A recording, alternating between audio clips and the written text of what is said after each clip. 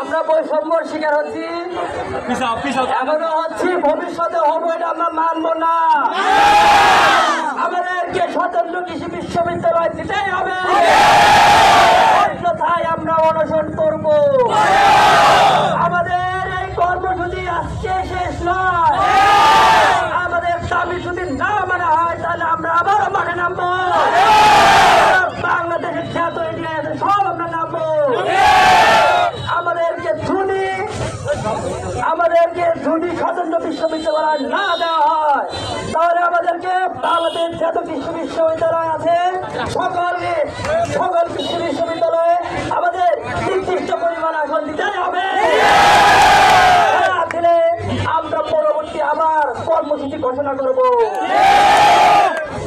আমাদের মেন যে দাবিটা সেটা আমরা খুব সুন্দরভাবে আপনাদের মাঝে উপস্থাপন করতে চাই।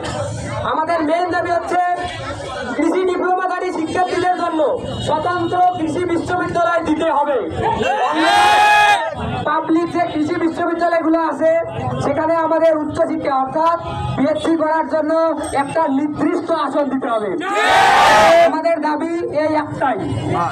আজকে আমাদের কর্মসূচি আমরা এখানেই সমাপ্তি ঘোষণা করতেছি। আজকে অনেক পরবর্তী আমাদের দাবি যদি মেনে নেওয়া না হয় পরবর্তী কর্মসূচি আমরা আবারও ডাকবো।